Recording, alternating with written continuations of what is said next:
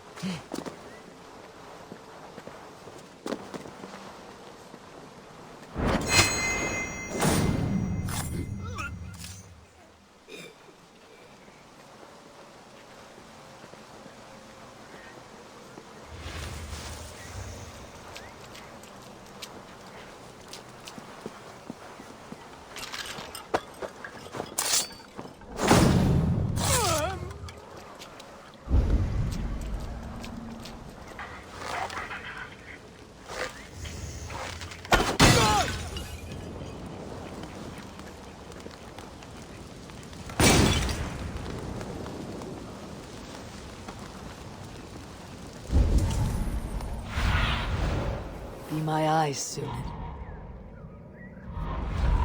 Best stay awake.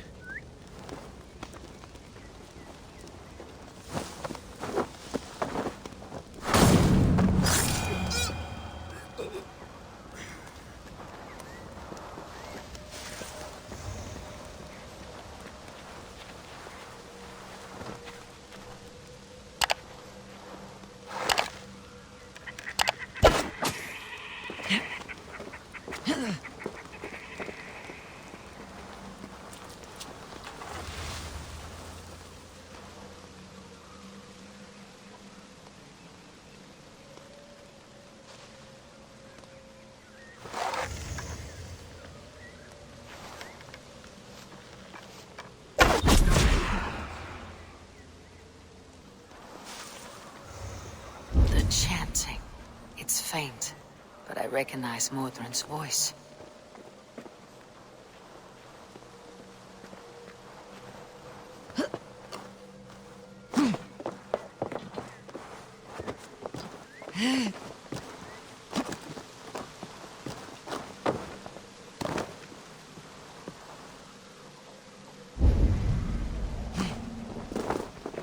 Communing with the gods on this most holiest of times, and we're stuck guarding the door. I'd rather be out here, in case the ritual goes sour and we end up as a meal for the gods.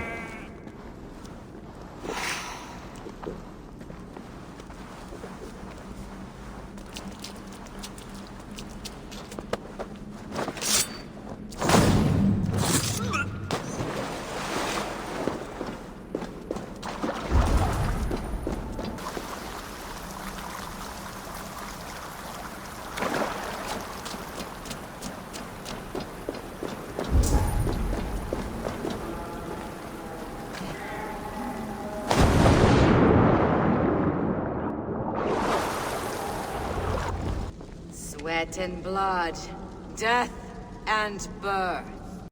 Turn this man from beast to earth.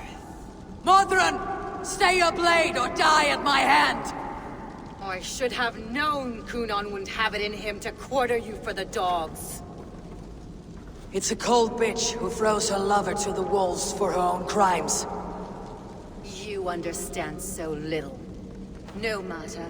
Let me enlighten you with the fury of the gods!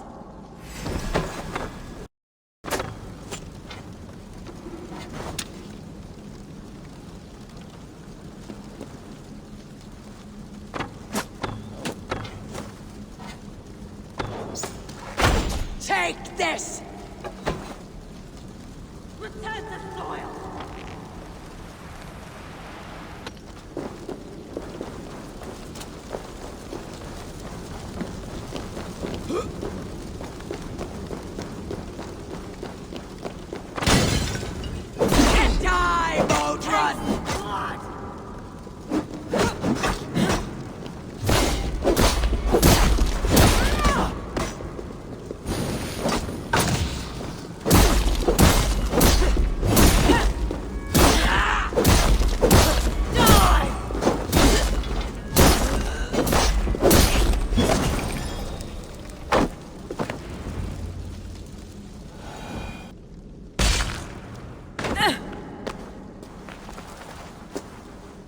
Do it then. Leave Gloucestershire in the hands of that Christian, and for what? Your name and some trade routes? Do you doubt the power of your gods to sway the mind of a man? Tefter is no longer the zealot you believe him to be. A man will lie to save his skin. When you are gone, he'll gut me and burn my people. The gods showed me this. Kunan spoke of your vision. The Nornir spin their fatal threats. But without your plan, his heart would remain unchanged. Then I have no regrets. But I had a vision of you as well. One of a path that twists like the river Ouse. A seer's spinnings twist limb and word alike. Prophecy is a river, and we are powerless to fight its clutches. She was fighting to protect her people. But she ground your name to dust. Sullied the honor of herself and her people.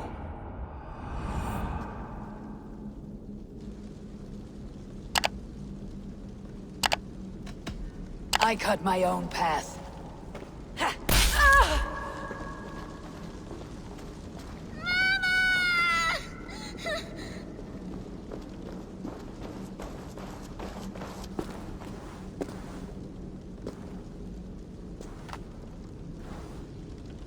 Lord in his mercy.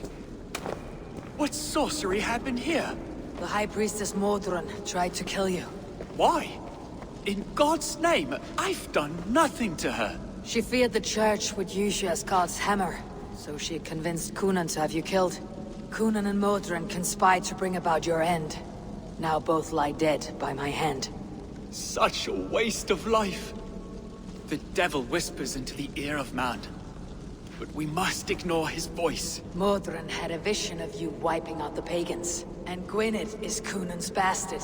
So he simply did it to protect his kin. Love for one's child is a virtue, but wrath is a sin. How can one entangle with the other? We all lose our heads when our legacy is threatened. Be that name, kingdom, or child. Now, what of the witchling? I'll see that she's cared for. She has no guilt in this. I will not join your Church of Christ. You won't have to.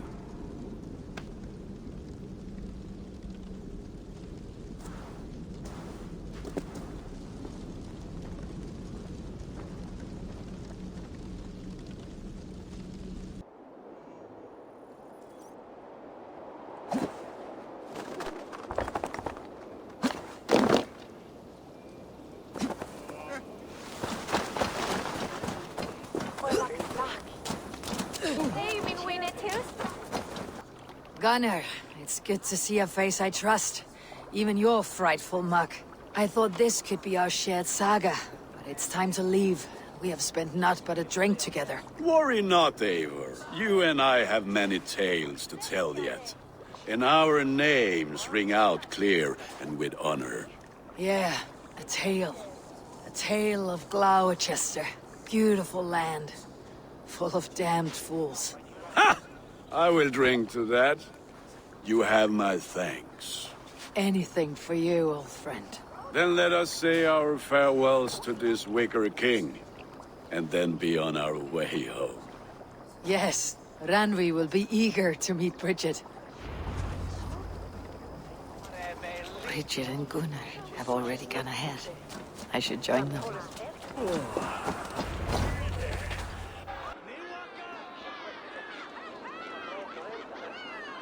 The burning of the Harvest King.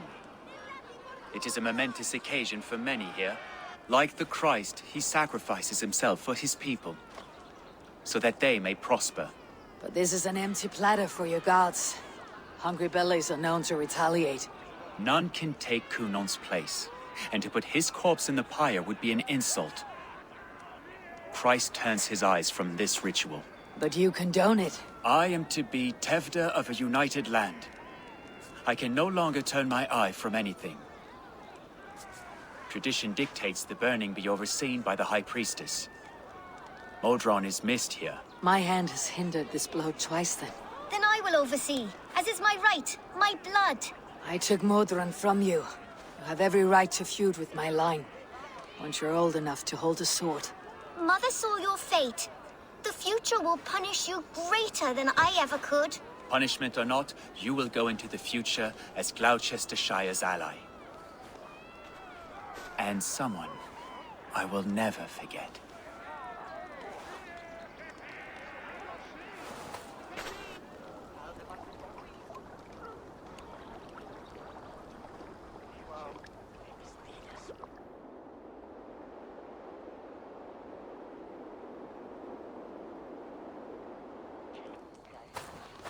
Let the flame be set.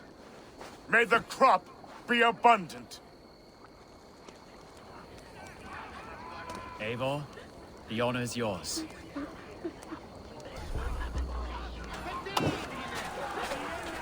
Praise the Harvest King! Bloody pagans!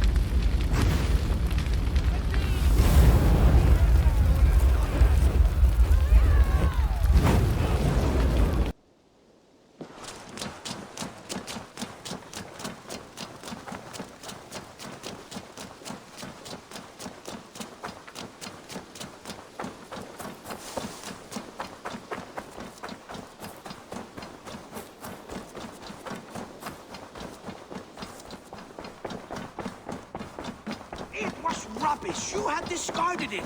It was not rubbish. I intended to... Randvi, what is this? Another dispute, I'm afraid, with Holger stirring the pot once again. Will you sit in judgment? Judgments are the burden of a Jarl. This is Sigurd's duty now. He refuses to leave his quarters. Right now, you are the only noble fit for this. I don't know. It is not my place. Please.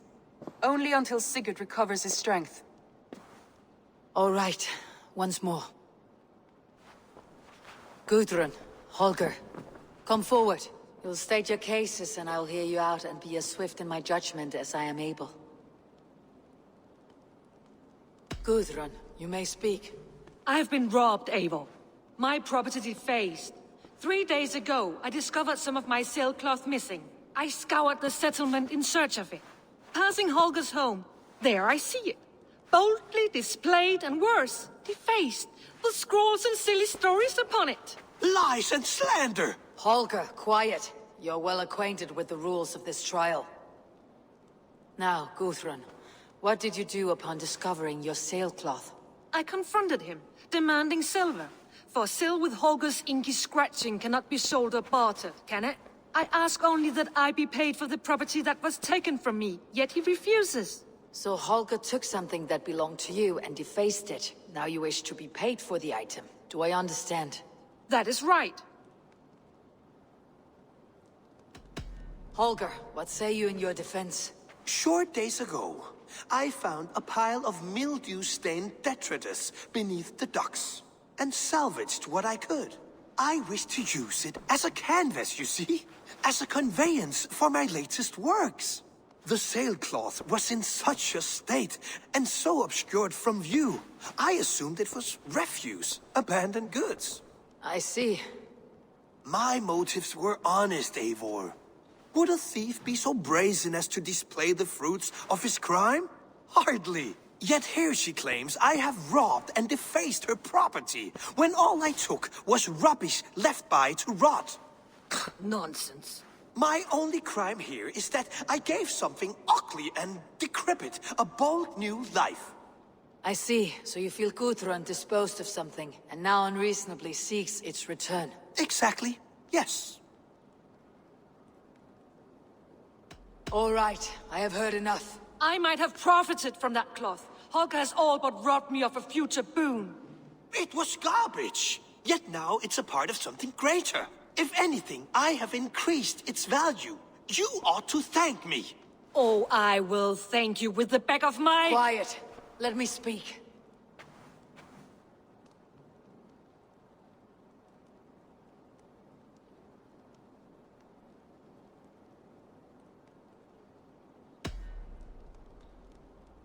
After careful thought, it is clear that... What is this? What are you doing?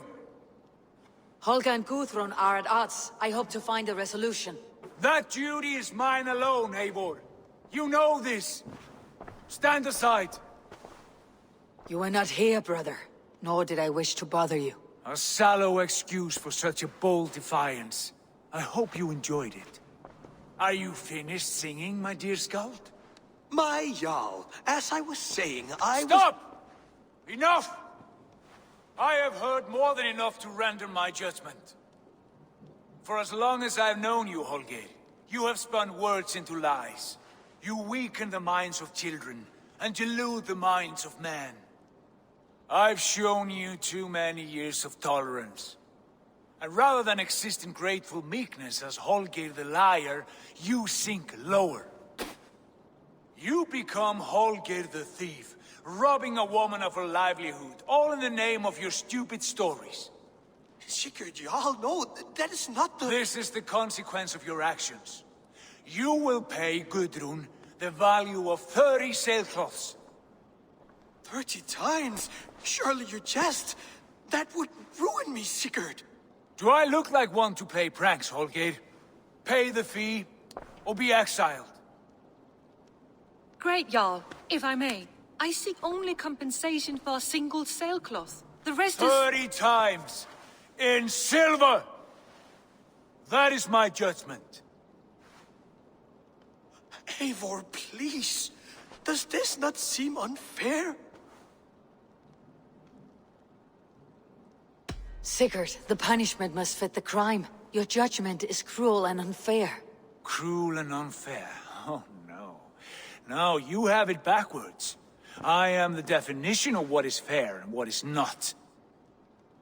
I am your Jarl, the source of all right and wrong, the Lord of justice in this place. Without rank, without order, without a chain of command, life cannot endure! Chaos will reign! Do you understand? As my brother and my Jarl, I back you, Sigurd. But in the face of injustice, I cannot help but speak. Have you never in your life known when to hold your tongue, Eivor? Nor defer to those wiser than yourself? My judgment stands. 30 times the sailcloth's value. That is final. Thank you, Lord, for hearing us out. See to it that judgment is carried out exactly as I have said. Should the need arise again, do not fail to rouse me.